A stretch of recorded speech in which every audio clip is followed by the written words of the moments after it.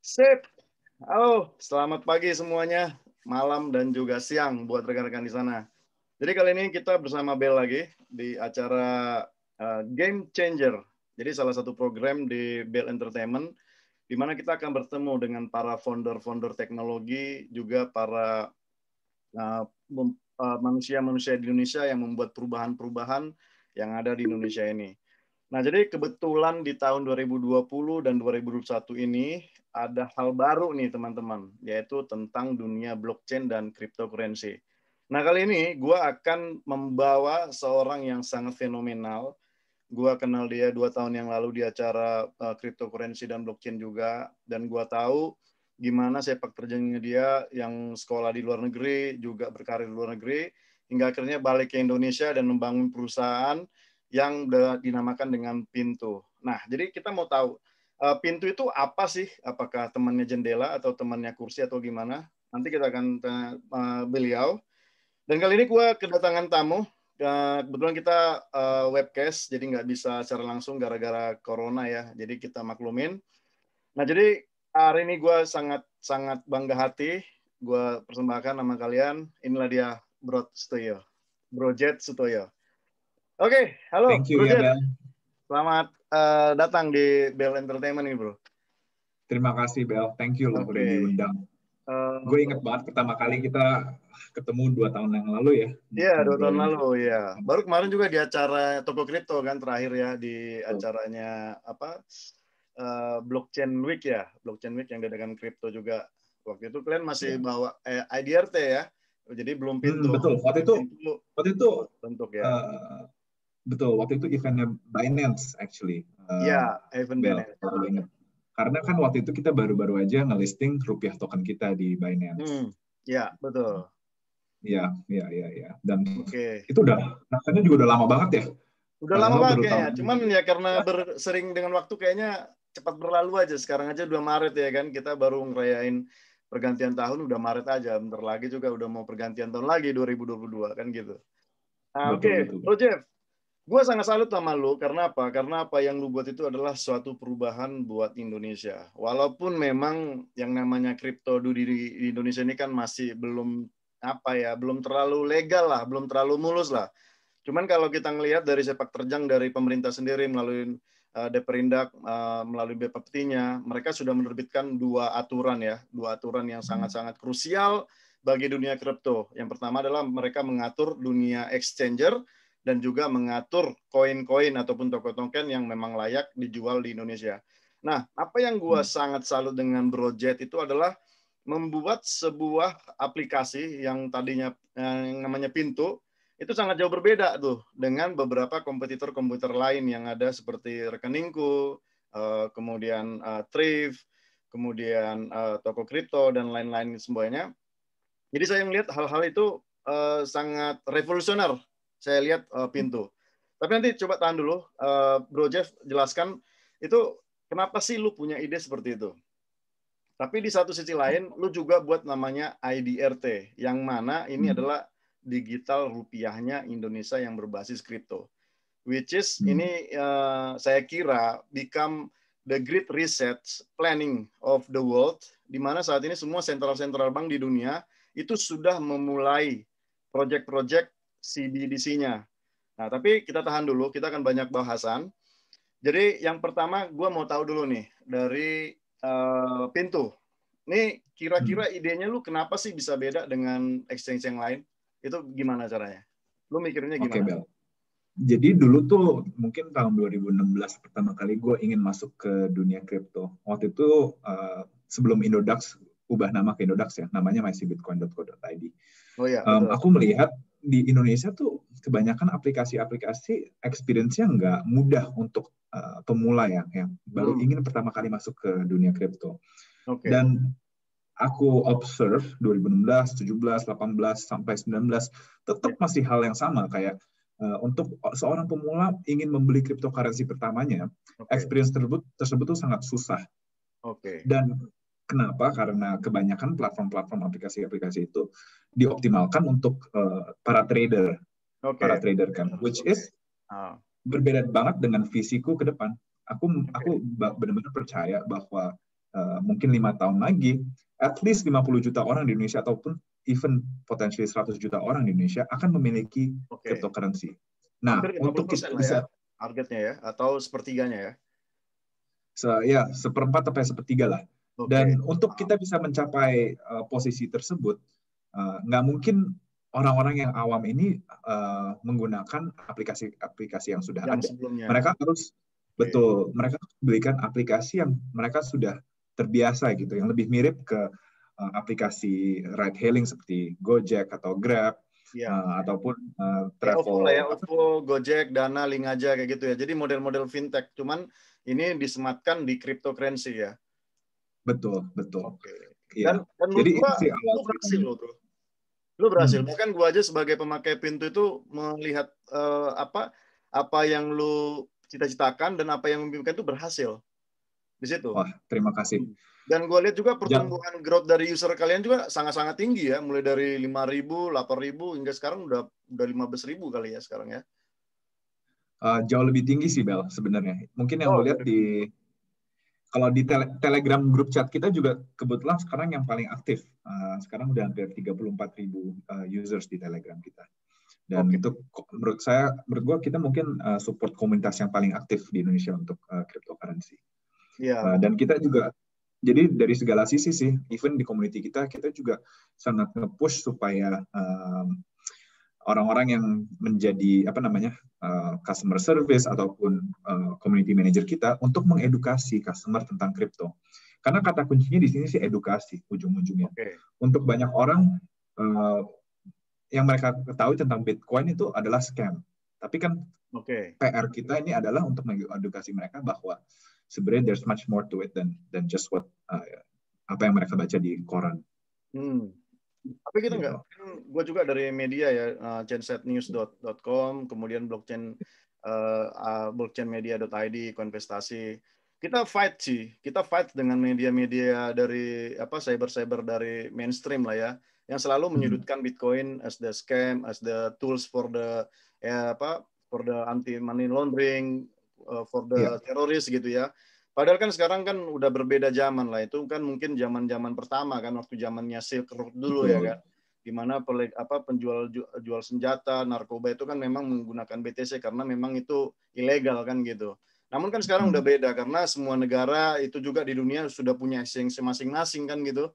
Artinya kan mereka menerima untuk pertukaran dari kripto ini ke fiat. Nah, jadi apa yang gue lihat adalah bahwa lu sebagai game changer di bagian aplikasi cryptocurrency wallet itu adalah suatu hal-hal yang sangat membedakan dari kompetitor. Nah, dari sisi lu sendiri ke depannya itu kan cryptocurrency ini juga kan marketnya kan gede ya, kayak semacam ada yang futures gitu ya, kemudian ada yang derivatif juga, ada yang leverage, ada yang model-model DeFi juga, macam kan gitu ya jenis-jenisnya. Nah dari lu sendiri itu ada nggak akan mengarah ke sana atau memang tetap bertahan dulu nih dengan apa yang ada sekarang sampai benar-benar teredukasi dan benar-benar user itu merasa nyaman dengan apa yang ada sekarang? Jadi prioritas kita tuh yang pertama benar-benar untuk double down on apa yang sudah kita tawarkan ke user. Jadi untuk trading sendiri kita ingin menambahkan jumlah koin-koin, ingin menambahkan fitur-fitur supaya orang bisa melakukan limit buy ataupun memasukkan order karena hal-hal ini yang customer kita minta. Nah, mulai dari setelah kita udah prioritas pertama nih kelar, baru kita akan mulai bergerak ke produk-produk baru, apakah itu savings atau deposit account supaya mungkin user kita bisa mendapatkan interest ya dari kripto mereka ataupun produk-produk derivatif. Itu mungkin saya lihat akan menjadi prioritas kedua saat ini. Jadi dan yang menarik kan Bel, listing ya beberapa koin ya. Betul. Dan yang menarik Bel kan sekarang kita juga baru saja membangun joint venture ya, JV dengan beberapa pihak termasuk Indodax, Zipmax, Upbit, dan juga ada BUMN seperti KBI dan BBJ untuk membangun DFX, Digital Futures Exchange. Oh iya, itu saya dengar nih. Bahkan beritanya sudah mulai muncul ya sekarang ya.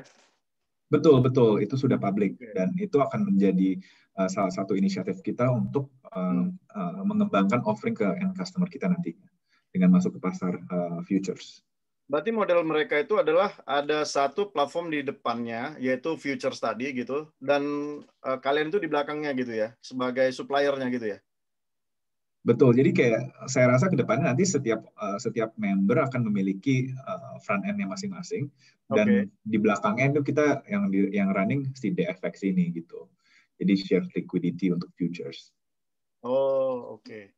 Terus untuk jadi yang di depan yang DP Rindak itu mereka akan membuat exchange sendiri itu bagaimana? Itu apakah ada kebersamaan berita tentang hal ini mengenai DFX ini atau bagaimana? Itu hal yang berbeda atau seperti apa? DP Rindak maksudnya Menteri Perdagangan ya? Iya, mereka mengeluarkan sendiri exchange-nya sendiri, platformnya sendiri. Itu yang saya baca dari kemarin. Yang saya mengerti itu yang mereka ngomongin, saya rasa tentang DFX ini, karena kan kebetulan ada BUMN juga di dalam DFX, dan itu yang menjadi dorongan pemerintah untuk masuk ke dunia kripto, saya rasa. Oh, berarti liputannya agak ngaco ya. Iya. Akhirnya berbeda interpretasi kan gitu ya. Oke. Kurang akurat mungkin ya. Ya, kurang akurat. Menginterpretasikan sesuatu itu dia salah kayaknya. Akhirnya kita yang udah paham tentang dunia kripto, akhirnya mengaligkan yang lain gitu, bahwa pemerintah punya exchange sendiri kan. Jadi kayak semacam di bawah BUMN, mereka punya exchange sendiri kayak Pintu lah gitu, mereka buat platform sendiri gitu ya. Kita mikirnya seperti itu. Tapi ternyata yang mungkin kamu komunikasikan bahwa itu memang DFX yang seperti yang udah kalian rencanakan kan. Bahkan betul. Sekarang kan sudah ada 2 asosiasi nih saya dengar, Bro. Ada ABI, Asosiasi Blockchain Indonesia, sama Asosiasi Pedagang Kripto Indonesia ya? Iya. Oke. Ini akur kan ya? Ya, saya semoga akur ya. Saya akur sendiri nggak terlalu ngikut dengan perkembangan di asosiasinya, tapi kita ikut di kedua asosiasi tersebut kok. Oke, ikut keduanya itu ya. Karena memang kan di Indonesia ini kan yang sudah berizin itu kan sudah ada 13 perusahaan sampai detik ini. Namun yang beroperasi itu yang saya baca dan saya riset juga masih 10. Jadi ada 3 lagi sebenarnya cadangan yang masih belum tampil ke muka lah gitu ya.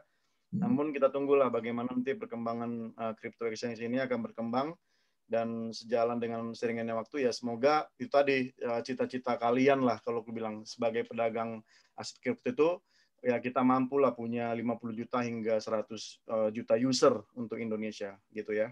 Sama-sama berdoa, kita doakan. Oke, Bro. Nah, itu tentang Pintu. Jadi gue pikir bahwa Pintu adalah suatu platform yang sangat jenius, yang itu yang udah lu pikirin. Nah, gue balik lagi ke lu. Itu gara-gara lu punya pemikiran istilahnya gara-gara melihat yang lama itu UI-nya terlalu jelek terus membuat yang baru, atau memang karena lu kan punya pengalaman di konsensus gitu ya, di New York gitu ya. Nah, itu apakah lu dapat idenya dari sana terus lu bawa ke Indonesia, atau lu balik di Indonesia dulu terus lu baru create, atau seperti apa? Jadi sebenarnya pas di konsensus itu satu hal yang gue pelajarin adalah seberapa pentingnya user experience dan user interface bisa membuat sebuah produk sukses atau enggak. Jadi sebenarnya ini ceritanya cerita tentang kegagalan, Bel.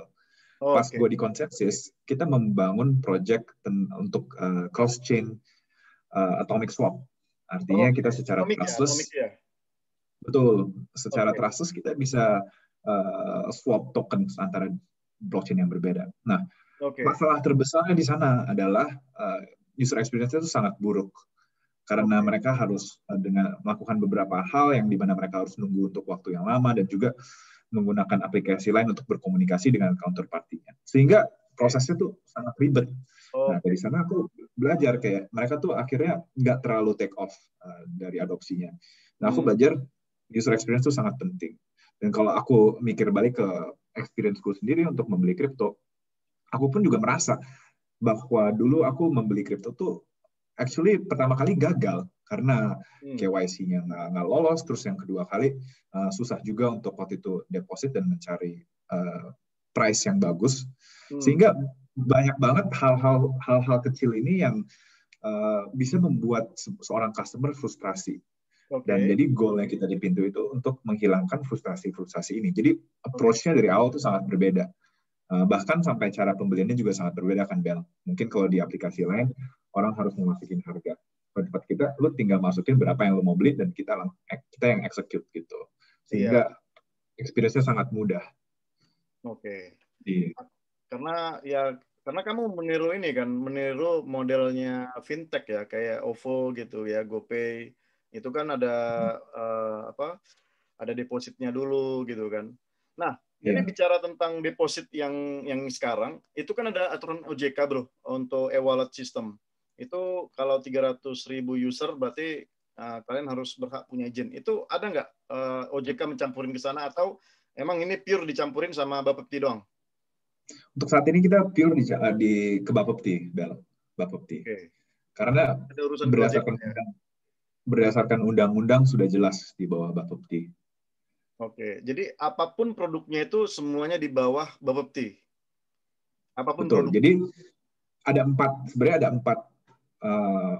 empat usaha ya, atau 4 kategori yang dikategorikan oleh Bapepti. Yang pertama ada custodian, jadi tempat penyimpanan aset.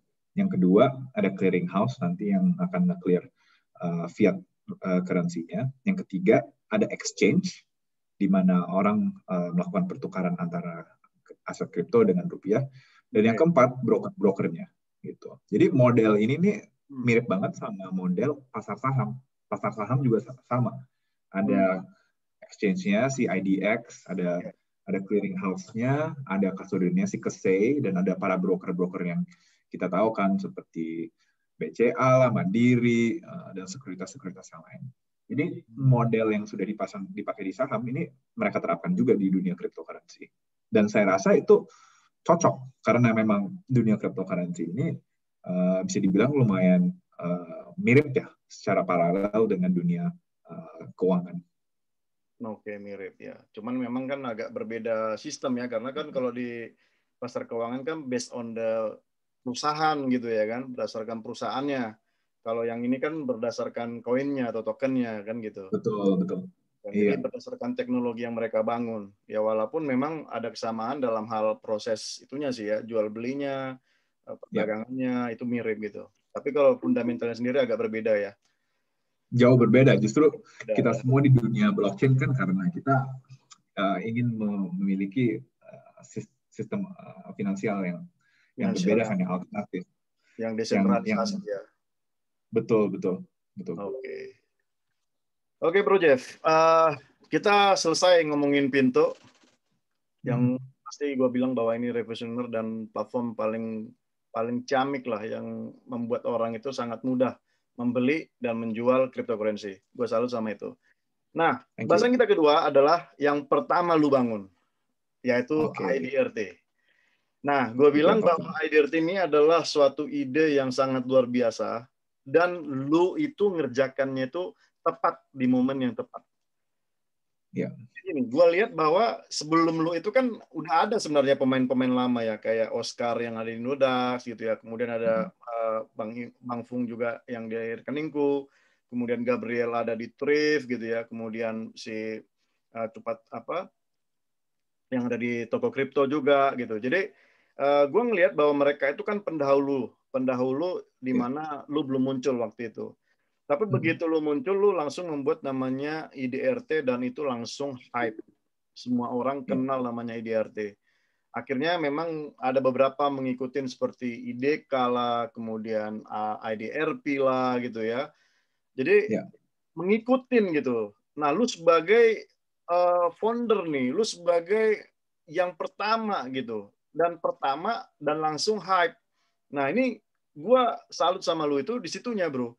Lu menciptakan sesuatu itu, tapi lu nggak setengah-setengah. Lu langsung boom, orang akan tahu, dan itu udah digunakan. Nah, yang jadi pertanyaan gue adalah gini, Bro. Waktu lu buat IDRT itu, apa sih sebenarnya yang lu pikirin gitu? Terus lu nggak mikirin yang pemain-pemain lama yang mereka dalam tanda kutip punya modal gede gitu ya, tinggal switch saja mereka udah langsung buat gitu. Apa yang lu pikirin bahwa gue akan lebih dulu dari mereka, dan gue akan menguasain pasar lebih dulu dari mereka? Gimana kira-kira, Bro? Sebenarnya ada, terus terang ada sempat mikir juga ini kalau yang lain keluarin nih gawat juga kan. Tapi aku rasa karena kita fokus dulu dan gue rasa kita waktu itu bisa mengeksekusi dengan lebih cepat. Menurut gue kita waktu itu bisa memenangkan market. Dan awal mulanya kenapa gue ngeluarin IDRT itu karena pengalaman gue sendiri kalau mau mindahin aset kripto dari satu exchange ke exchange lain, mungkin untuk melakukan arbitrase atau mengakses pasar yang likuiditasnya lebih banyak, ujung-ujungnya kan selalu harus pakai USD Tether. Dan USDT itu kan kena juga premium di Indonesia. Dan kadang-kadang likuiditasnya juga buruk. Makanya aku mikir, kenapa enggak kita buat rupiah token yang bisa membantu orang untuk mengirimkan aset mereka tetap dalam bentuk IDR based aset ya ke berbagai exchanges dan berbagai wallet. Jadi menurut aku dari awal tuh kita mencoba untuk nge-solve sebuah masalah yang ada di market gitu dengan adanya rupiah token. Jadi awal mula ceritanya kayak gitu, dan aku rasa yang lain juga waktu itu sebenarnya Oscar juga udah mulai mengeluarkan IDK ya. Mereka dia udah keluar website-nya waktu itu saya ingat.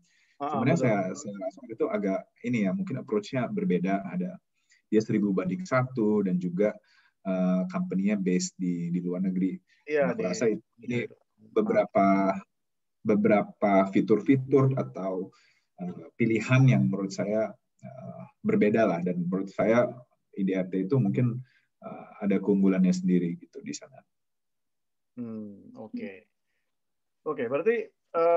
berarti pemikiran dulu itu karena misalkan lah kita mau pindah exchange dari exchange di Indonesia kemudian ke luar lah ya, contohnya ke Binance gitu atau ke Coinbase atau ke Bitfinex dan lain-lain semuanya. Jadi kalau kita mau ngirim itu ya kita harus berubah lagi gitu ya.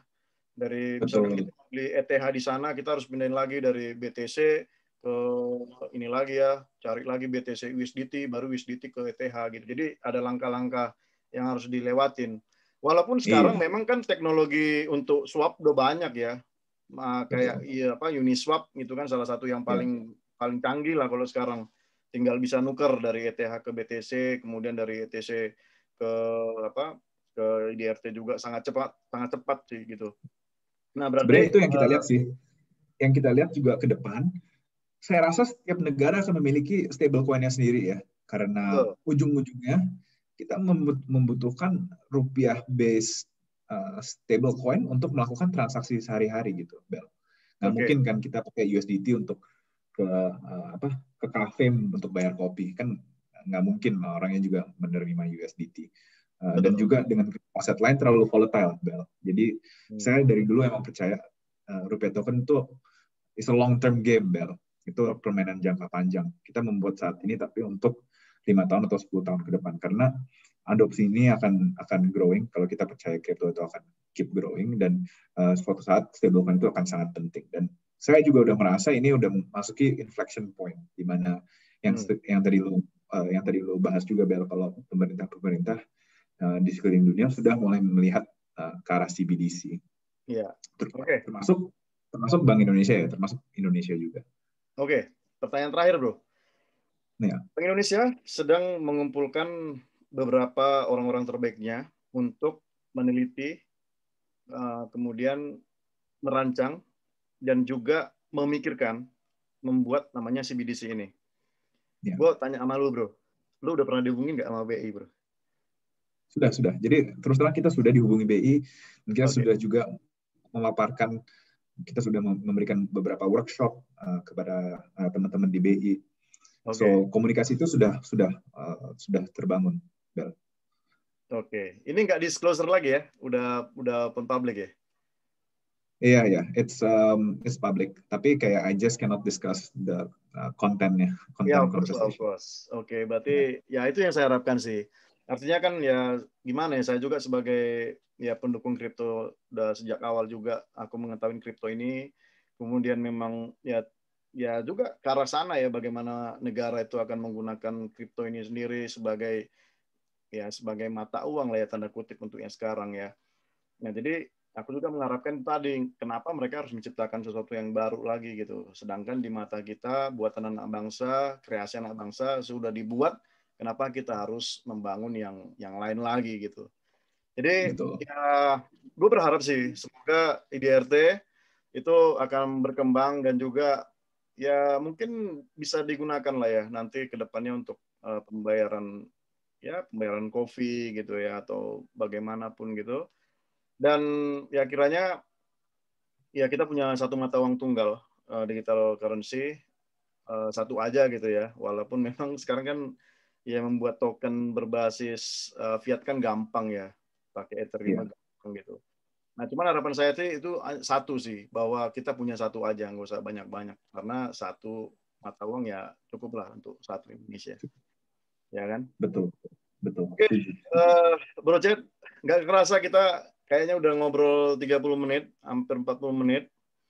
Jadi udah banyak info sih yang kita dapatkan. Jadi semoga teman-teman yang ada di sini yang mendengarkan obrolan kita dengan Bro Jet bisa mendapatkan inspirasi lah bagaimana membangun sebuah startup, kemudian membangun perusahaan dengan ide-ide yang sangat menarik dan biasanya ide-ide ini berasal dari problem-problem. Jadi problem-problem yang ada, bahkan kita punya problem sendiri, kita mau mensolusikannya sendiri. Di mana kadang-kadang kan solusi ini tidak datang dari katakanlah existing company yang ada atau existing pemain-pemain yang ada. Nah, jadi buat kalian jangan pernah menyerah untuk membuat sesuatu yang lebih baik dari yang lain.